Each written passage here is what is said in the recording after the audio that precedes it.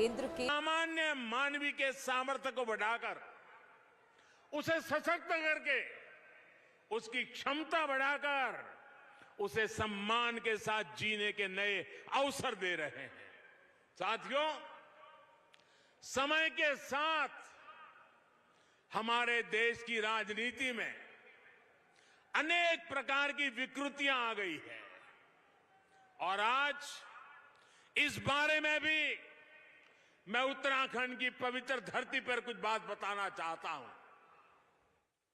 कुछ राजनीतिक दलों द्वारा समाज में भेद करके सिर्फ एक तबके को, चाहे वो अपनी जाति का हो, किसी खास धर्म का हो या अपने छोटे से इलाके के दायरे का हो, उसी की तरफ ध्यान देना, यही प्रयास हुए हैं और उसमें ही उनको वोट बैंक नजर आती है। इतना संभाल लो, वोट बैंक बना दो, गाड़ी चलती रहेगी। इन राजनीतिक दलों ने एक और तरीका भी अपनाया है।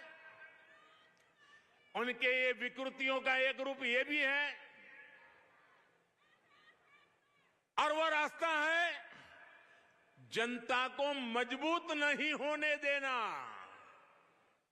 बराबर कोशिश करना कि जनता कभी मजबूत ना हो जाए। वे तो यही चाहते रहे, ये जनता जनार्दन हमेशा मजबूर बनी रहे। मजबूर बनाओ, जनता को अपना मोहताज बनाओ ताकि उनका ताज सलामत रहे। इस विकृत राजनीति का आधार रहा कि लोगों की आवश्यकताएं पूरी ना करो, उन्हें आश्रित बनाकर रखो। इनके सारे प्रयास इसी दिशा में हुए कि जनता जनार्दन को ताकतवर नहीं बनने देना है।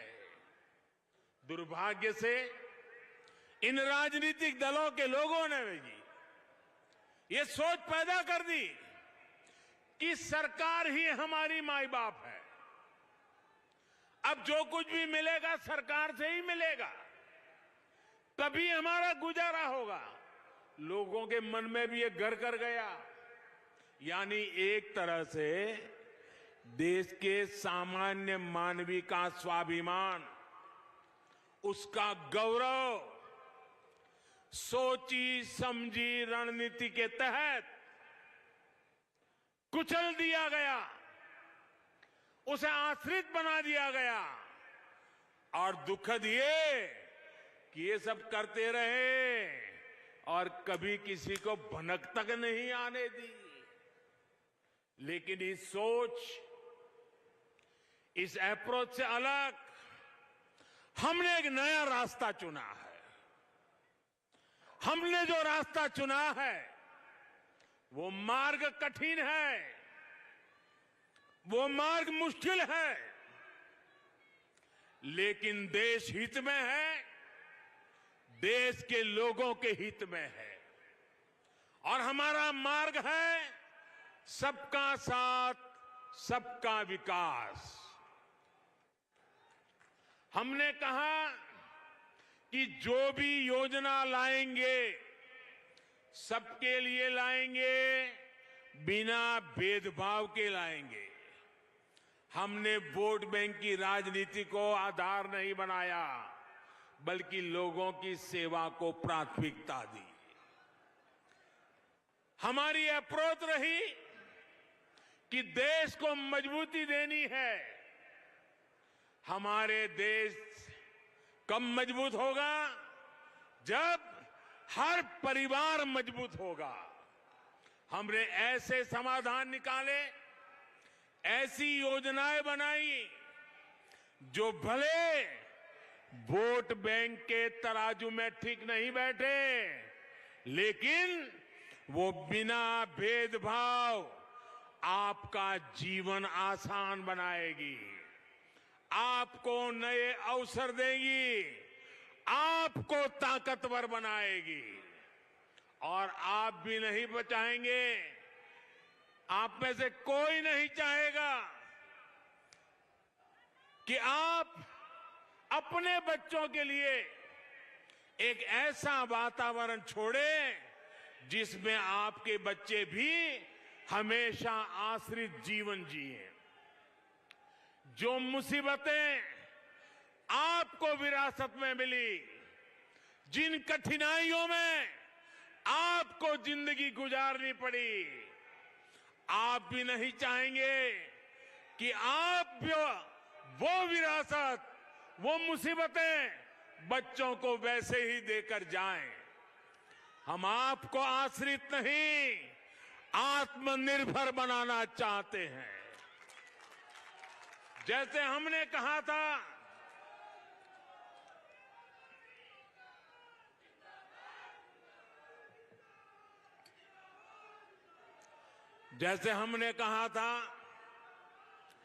कि जो हमारा अन्नदाता है वो ऊर्जादाता भी बने, तो इसके लिए हम खेत के किनारे मेड़ पर सोलर पैनल लगाने की कुसुम योजना लेकर के आए। इससे किसान को खेत में ही बिजली पैदा करने की सुविधा हुई। ना तो हमने किसान को किसी पर आश्रित किया और ना ही उसके मन में ये भाव आया कि मैं मुफ्त की बिजली ले रहा हूं। और इस प्रयास में भी उसको बिजली भी मिली और देश पर भी भार नहीं आया और वो एक तरह से आत्मनिर्भर बना। और ये योजना देश के कई जगह पे हमारे किसानों ने लागू की है। इसी तरह हमने देश भर में उजाला योजना शुरू की। कोशिश थी कि घरों में बिजली का बिल कम आए। इसके लिए देश भर में और यहां उत्तराखंड में करोड़ों एलईडी बल्ब दिए गए, करोड़ों। और पहले एलईडी बल्ब 300-400 रुपये के आते थे, हम उनको 40-50 रुपये तक लेकर के आ गए। आज लगभग हर घर में एलईडी बल्ब इस्तेमाल हो रहे हैं और लोगों का बिजली का बिल भी कम हो रहा है।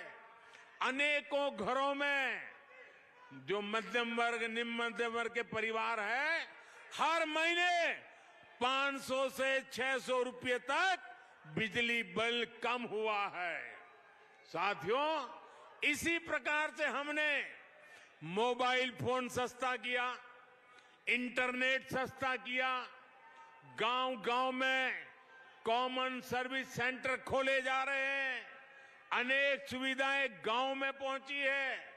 अब गांव के आदमी को रेलवे का रिजर्वेशन कराना हो तो उसे शहर नहीं आना पड़ता, एक दिन खराब नहीं करना पड़ता, 100, 200, 300 रुपया बस का किराया नहीं देना पड़ता। वो अपने गांव में ही कॉमन सर्विस सेंटर से ऑनलाइन रेलवे का बुकिंग करा सकता है। उसी प्रकार से आपने देखा होगा, अब उत्तराखंड में होम स्टे लगभग हर गांव में उसकी बात पहुंच चुकी है। अभी कुछ समय पहले मुझे उत्तराखंड के लोगों से बात करने का मौका मिला था, जो बहुत सफलता के साथ होम स्टे चला रहे हैं। जब इतने यात्री आएंगे, पहले की तुलना में 2 गुना 3 गुना यात्री आना शुरू हुआ है। जब इतने यात्री आएंगे तो होटल की उपलब्धता का सवाल भी स्वाभाविक है और रातों रात इतने होटल भी नहीं बन सकते, लेकिन हर घर में एक कमरा बनाया जा सकता है, अच्छी सुविधाओं के साथ बनाया जा सकता है। और मुझे विश्वास है उत्तराखंड होम स्टे बनाने में, सुविधाओं के विस्तार में पूरे देश को एक नई दिशा दिखा सकता है। साथियों, इसी तरह का परिवर्तन हम देश के हर कोने में ला रहे हैं। इस तरह के परिवर्तन से देश 21वीं सदी में आगे बढ़ेगा। इसी तरह का परिवर्तन उत्तराखंड के लोगों को आत्मनिर्भर बनाएगा। साथियों, समाज की जरूरत के लिए कुछ करना और वोट बैंक बनाने के लिए कुछ करना, दोनों में बहुत बड़ा फर्क होता है। जब हमारी सरकार गरीबों को मुफ्त घर बनाकर देती है तो वो उसके जीवन की सबसे बड़ी चिंता दूर करती है। जब हमारी सरकार गरीबों को 5 लाख रुपए तक की मुफ्त इलाज की सुविधा देती है तो वो उसकी जमीन बिकने से बचाती है, उसे कर्ज के चुकू चक्र में फंसने से बचाती है। जब हमारी सरकार कोरोना मुफ्त अनाज निश्चित करती है तो वो उसे भूख की मार से बचाने का काम करती है। मुझे पता है कि देश का गरीब, देश का मध्यम वर्ग इस सच्चाई को समझता है। तभी हर क्षेत्र, हर राज्य से हमारे कार्यों को, हमारी योजनाओं को जनता जनार्दन का आशीर्वाद मिलता है और हमेशा मिलता रहेगा।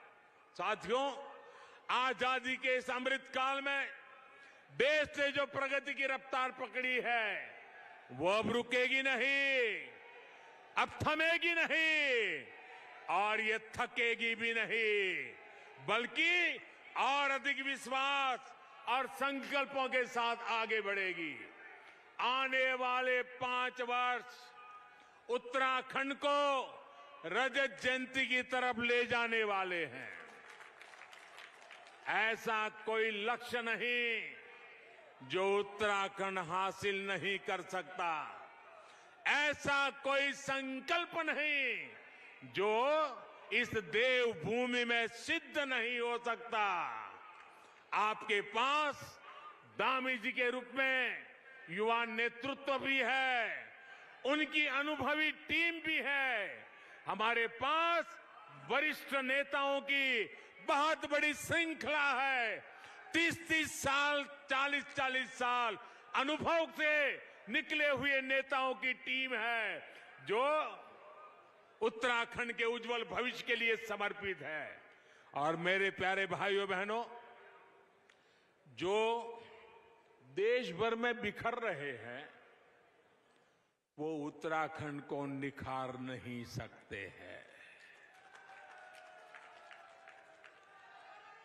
आपके आशीर्वाद से विकास का ये डबल इंजन उत्तराखंड का तेज विकास करता रहेगा।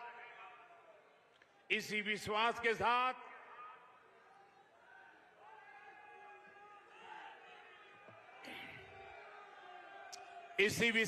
साथ मैं फिर से आप सबको बधाई देता हूं। आप जब देवभूमि में आया हूं, वीर माताओं की भूमि में आया हूं, तो कुछ भाव पुष्प, कुछ श्रद्धा सुमन अर्पित करता हूं। मैं कुछ पंक्तियों के साथ अपनी बात समाप्त करता हूं।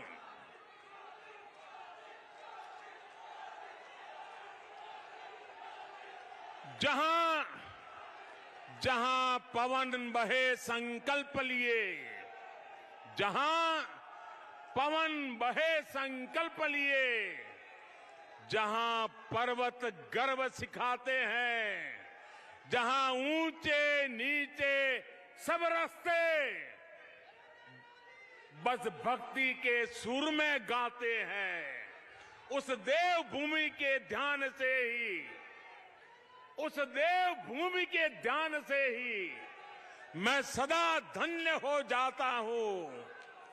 है भाग्य मेरा, सौभाग्य मेरा, मैं तुमको नीश नवाता हूं, मैं तुमको शीश नवाता हूं और धन्य धन्य हो जाता हूं। तुम आंचल हो भारत मां का, तुम आंचल हो भारत मां का, जीवन की धूप में छाव हो तुम, बस छूने से ही तर जाए सबसे पवित्र वो धरा हो तुम, बस लिए समर्पण तन मन से, बस लिए समर्पण तन मन से। मैं देवभूमि में आता हूं, मैं देवभूमि में आता हूं, है भाग्य मेरा, सौभाग्य मेरा, मैं तुमको शीश नवाता हूं, मैं तुमको शीश नवाता हूं और धन धन्य हो जाता हूं, और धन्य धन्य हो जाता हूं।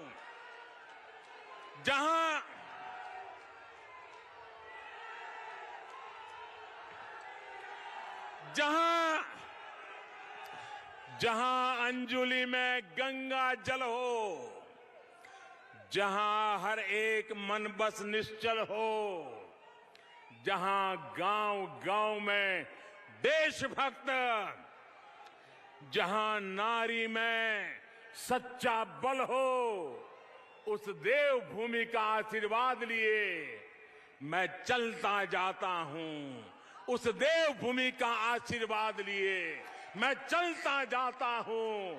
है भाग्य मेरा, सौभाग्य मेरा, मैं तुमको शीश नवाता हूं, मैं तुमको शीश नवाता हूं और धन्य धन्य हो जाता हूं। मंडवे की रोटी, मंडवे की रोटी, हड़के की थाप, मंडवे की रोटी, हड़के की थाप, हर एक मन करता शिव जी का झाप,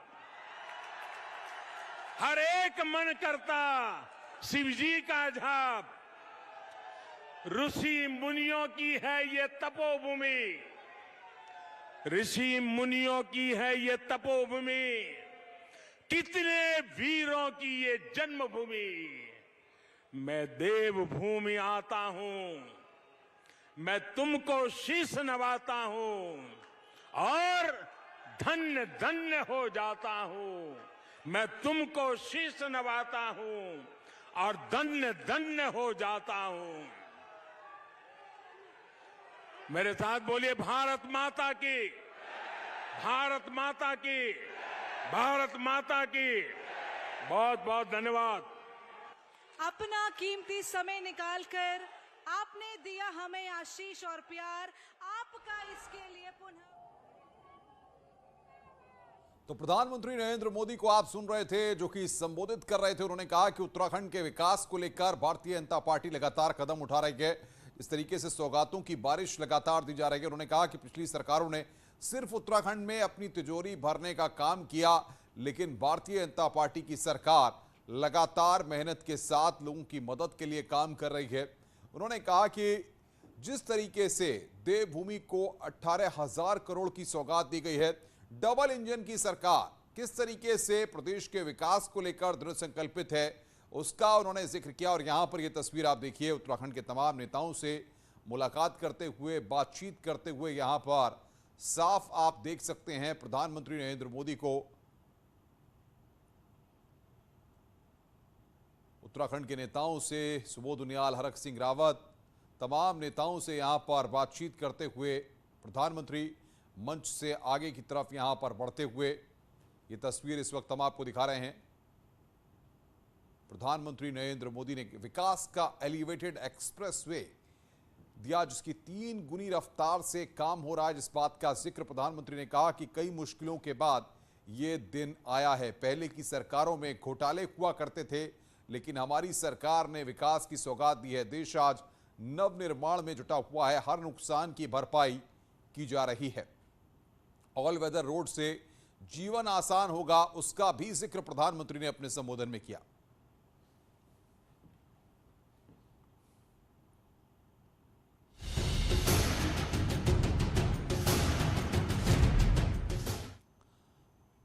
प्रधानमंत्री नरेंद्र मोदी आज देहरादून के दौरे पर हैं। जॉली ग्रांट एयरपोर्ट से पीएम मोदी सीधे सभा स्थल परेड ग्राउंड आज पहुंचे। जहां पर उनका सीएम धामी के साथ हजारों लोगों ने भव्य स्वागत किया। इस मौके पर सीएम धामी ने पीएम मोदी का शॉल उड़ाकर और प्रतीक चिन्ह देकर उनका सम्मान किया और सीएम धामी ने पीएम के सम्मान में कविता भी पढ़ी। पीएम मोदी ने इस मौके पर उत्तराखंड के 18,000 करोड़ रुपयों को विकास की सौगात देते हुए 18 योजनाओं का लोकार्पण और शिलान्यास किया। साथ ही आगामी 2022 के चुनाव का अभियान का आगाज भी किया। जनसभा को संबोधित करते हुए सीएम धामी ने राज्य सरकार की उपलब्धियों को गिनाया, साथ ही पीएम मोदी की तारीफ की। वहीं पीएम मोदी ने जनसभा को संबोधित करते हुए कहा कि अगर जुनून हो तो सूरत बदली जा सकती है। साथ ही विपक्ष पर निशाना साधते हुए कहा कि पहले की सरकारों ने उत्तराखंड को बर्बाद किया, अब डबल इंजन की सरकार में विकास की गंगा बह रही है।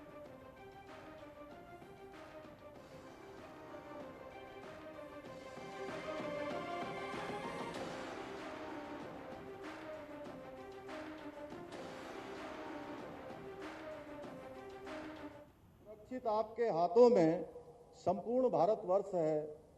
आपके आशीष से ही संवरता तरुण प्रदेश है। आपके आह्वान पर करोड़ों जन चल पड़े, स्वयं पर विश्वास दृढ़ कर विकास रथ पर बढ़ चले।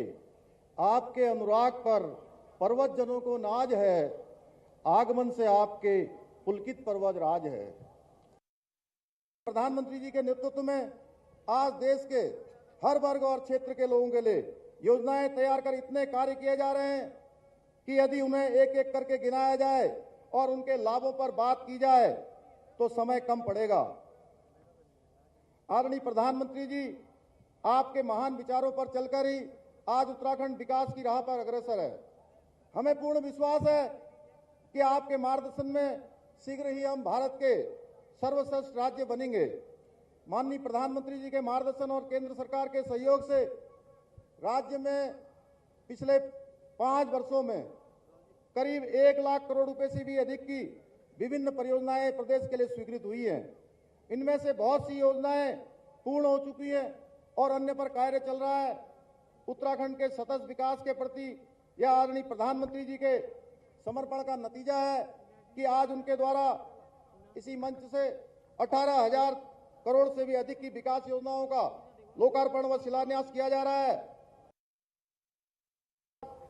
केदारपुरी का पुनर्निर्माण हो या सीमांत इलाकों में आधारभूत संरचनाओं के विकास से जुड़ी योजनाएं हो, ये सभी आपके महान पौरुष के बल पर ही संभव हो पाया है।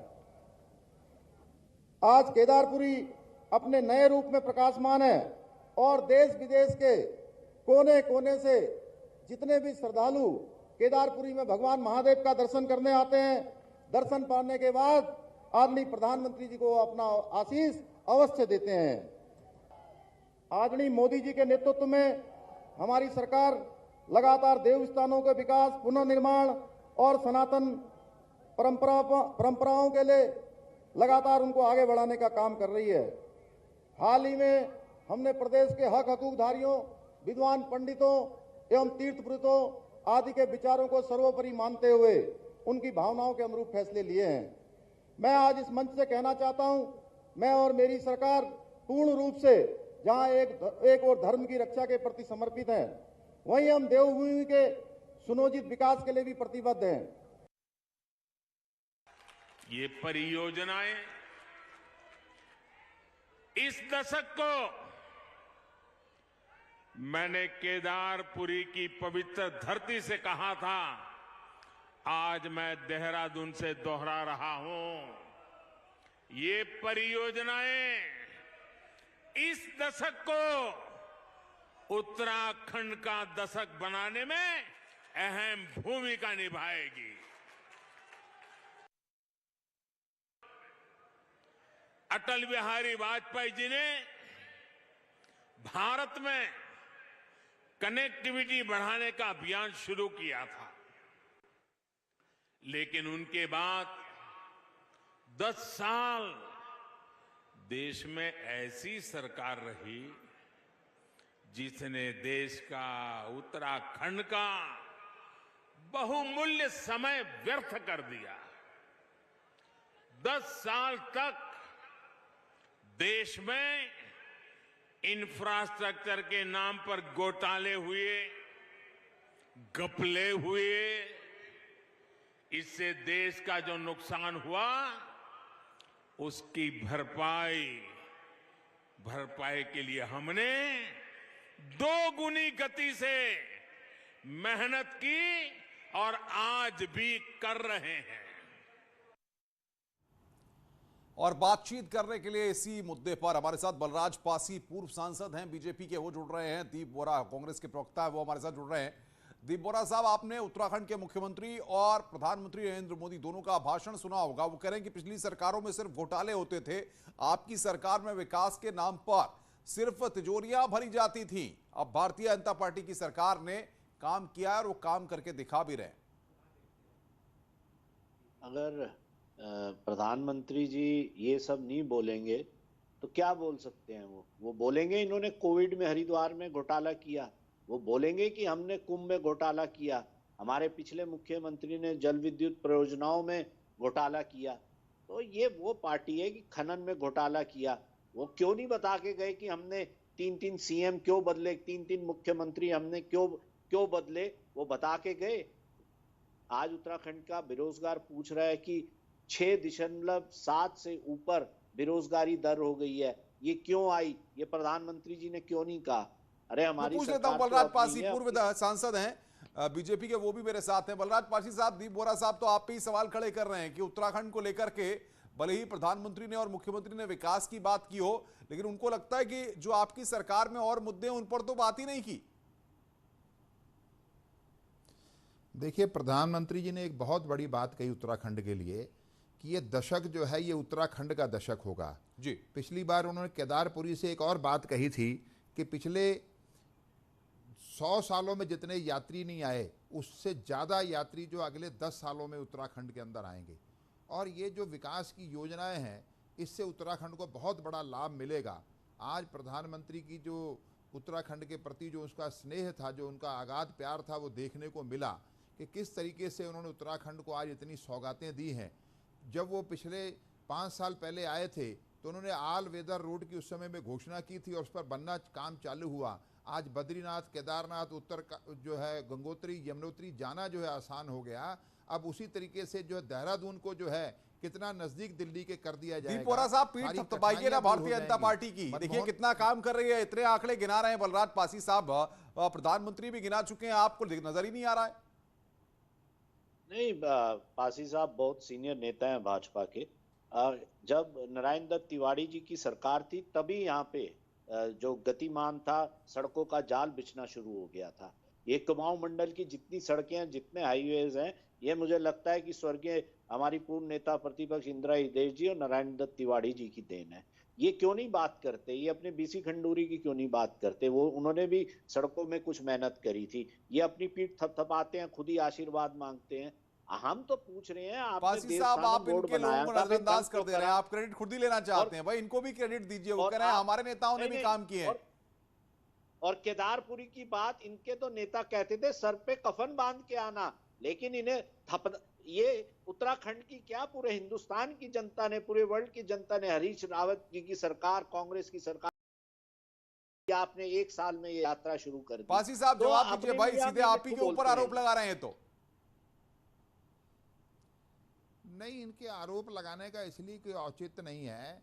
अगर इन्होंने अच्छे काम किए होते तो पिछली बार जो हरीश रावत जी 2 स्थानों पर चुनाव नहीं हार जाते और कांग्रेस इतनी बुरी तरीके से लीजिए साहब, जिनके नेतृत्व में आप जा रहे हैं भाई, इसमें वो 2 बार हार गए और अब की बार क्या होगा इसका फैसला भी जनता करेगी। बलराज पासी साहब तो इसको ही मुद्दा बना रहे हैं।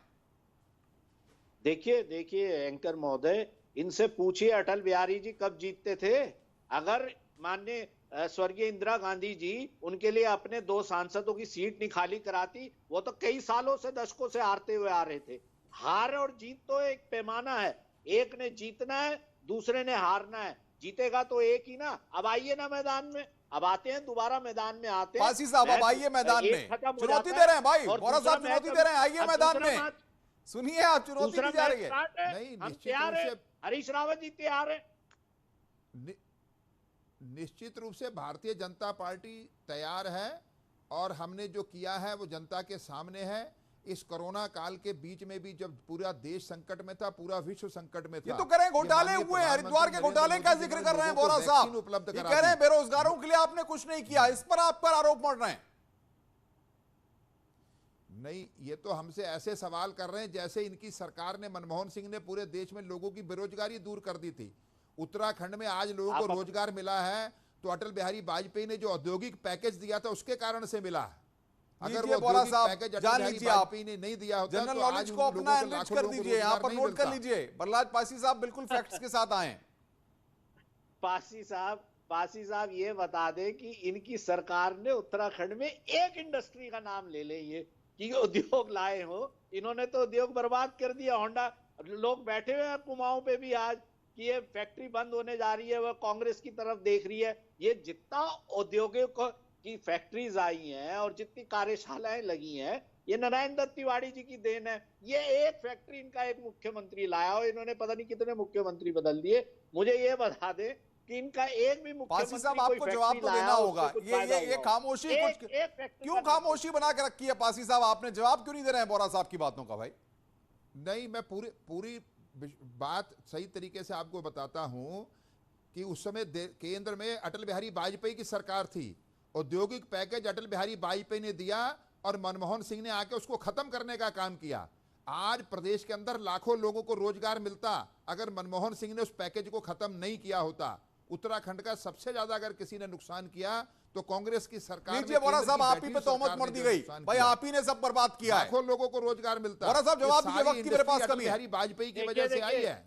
ऐसा है नारायण दत्त तिवारी जी केंद्र सरकार से 6,500 करोड़ का पैकेज ले आए थे, तो उस पैकेज की जरूरत ही नहीं थी। अगर ये मेरे पास इतने कभी है। हैं, प्रहलाद तो ये पाटिल ग्रीन साहब भी, बोनस बोरा तो साहब बहुत बनता बहुत शुक्रिया आपका हमारे साथ जुड़ने के लिए। यहां पर हम रुक रहे हैं एक ब्रेक के लिए, ब्रेक के बाद जल्द हाजिर होते हैं।